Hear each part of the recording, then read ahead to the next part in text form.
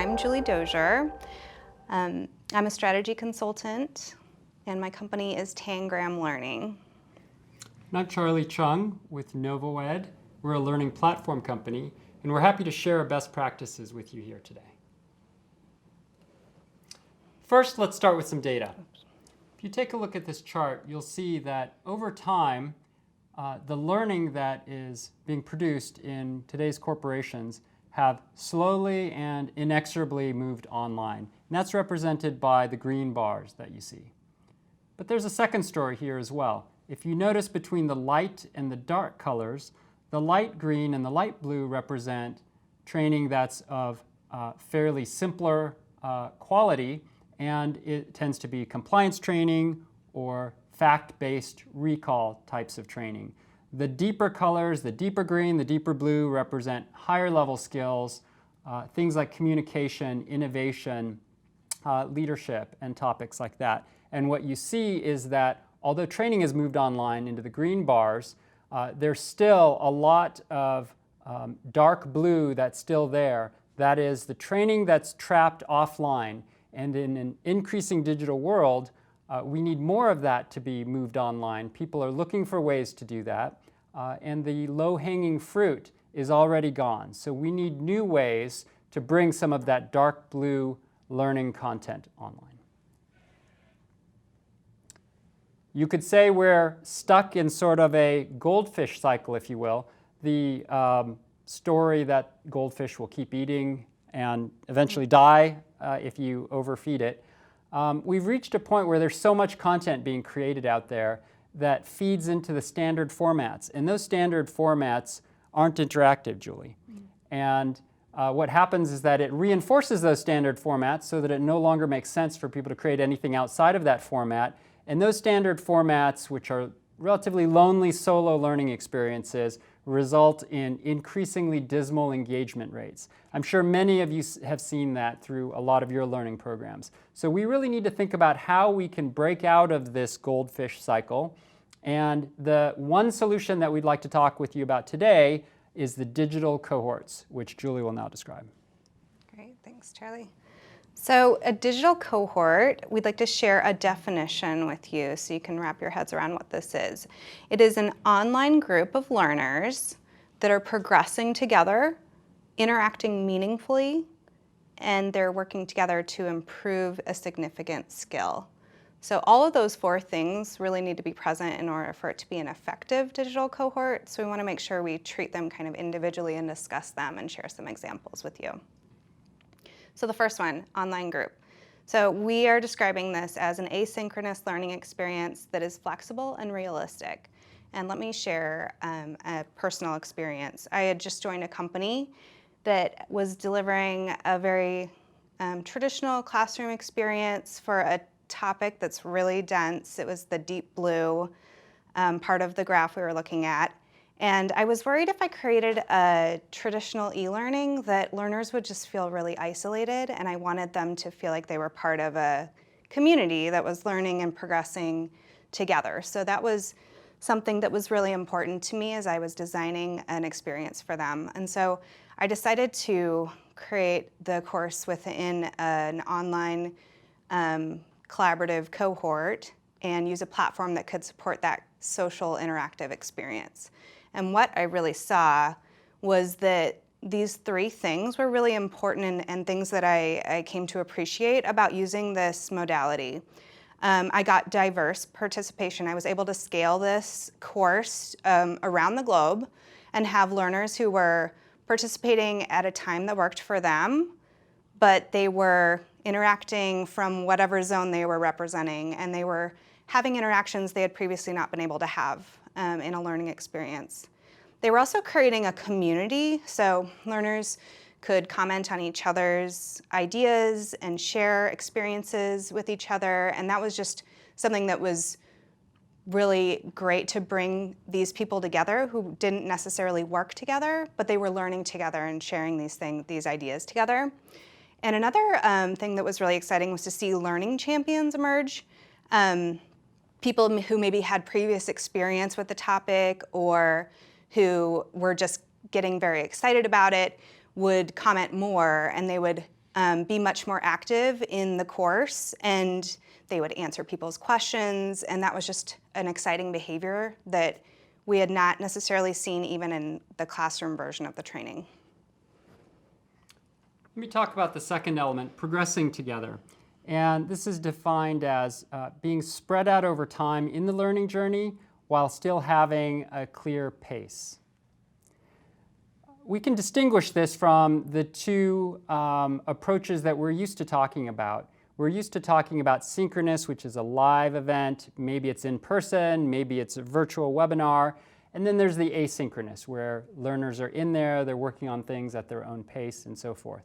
What we're really talking about is something in between, Julie, where this is paced. There's clear expectations about how to progress, but there's some flexibility in terms of when and where people engage with that learning environment. We find that it results in two major benefits. One is for motivation. There's this feeling of keeping up and seeing that perhaps someone's behind and that one should catch up. There's the normal social pressures that go along with that. The other benefit is keeping the activity synchronized so that you don't feel like there are ghost towns and that the last discussion was 3 months ago. You're having people move along and think about the same things at the same time, which is kind of required if you want them to really interact with each other in a lively way. Let me point out very briefly some actual results that one of NovoEd's customers achieved. This is an anonymized evaluation report or summary report. If you look on the left, you can see the assignment completion over time. This is across 6 weeks. This was for an early leader development program. You can see that that's relatively flat. Now, normally, Julie, you'd see that declining quite sharply, but you're able to get engagement throughout the program with a design like this. You can see that 81% of those who were active actually completed the requirements to complete the course. And that's just a tremendous result with a lot of engagement happening throughout. So that's just one example of some of the results you can see with these digital cohorts. Great. Okay, the third component, interacting meaningfully. And this is having peers give feedback and all through along the learning journey.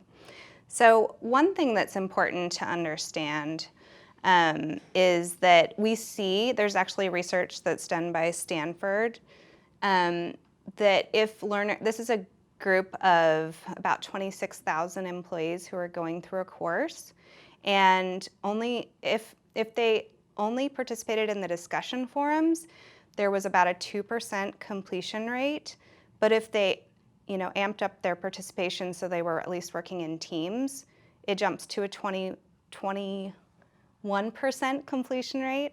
And then if you add in, teams plus feedback, then it really skyrockets to a 44% completion rate. So that's just really interesting to see. The more interaction and the more social experiences you can build in and having those be meaningful, you're really going to drive completion. And here's one example. So this is the Berkeley Executive Coaching Institute, and they are affiliated with Berkeley Haas. They're the business school. They had a course that they were traditionally delivering in the classroom. It was a coaching course, and you could imagine that's probably a little more easily done in the classroom, but they decided to take the challenge on of delivering this online. And the course, remind me of the topic. Authentic leadership presence, I believe. That's right. So the topic is one of those, again, those deep blue course topics that you would think we want to just teach this in the classroom. A lot of people wouldn't even believe it could be taught online. Exactly. And so I really was excited about some of these activities they did in this course, and I wanted to show them to you so you could be inspired by them as well. So the first one is the River of Life drawings, and this is an activity where learners would sort of plot the things that happened in their life that were significant in their leadership journey, and then they would, record that and actually upload a video of themselves talking about this. And this gave everyone a chance to interact. Obviously, in this digital context, it really humanizes, personalizes the experience, and also it gives them a chance to be creative. So they don't have to be constrained by the digital experience. They can really have this, classroom kind of experience, something they might be doing together in person. But it's perhaps they're spending more time because they're able to do it on their own time and use materials that might be good to them. Yeah, exactly. Pieces of paper. Exactly, and so they're also in this digital context able to see each other's work and comment and have that real community experience and be learning from each other. So that's really exciting. And then there was another activity actually where they extended that and had an even deeper learning moment, and so the learning continues and is able to be really collaborative. All right, let me talk about the fourth element, improving a significant skill. This is where we talk about, where we use words, Julie, like nuance and judgment. How do you develop those in an online program?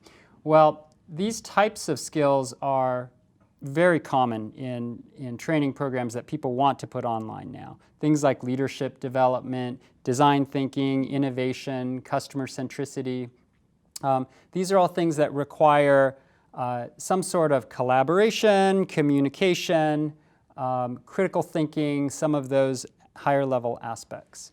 Now, to illustrate the dynamic that we want to try to replicate here, I thought we'd show an example of an artist studio, a teaching studio, if you will, or a master class. Now here what's happening is that there is a teacher in front of this room, but everyone there who's working on their piece of art can see each other.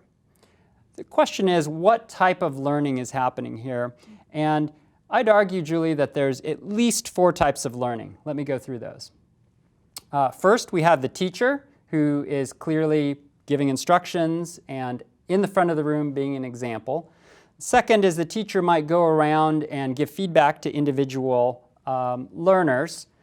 Third is the learners can see each other's work. They can see how others are interpreting the same set of instructions. They can see creativity happening in their periphery.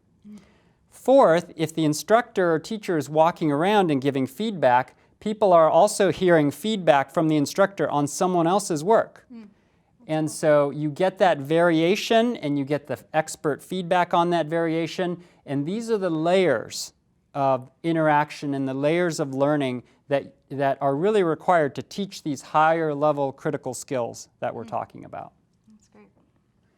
So to summarize what we've talked about with digital cohorts, we've defined it and given you examples of all 4 of these.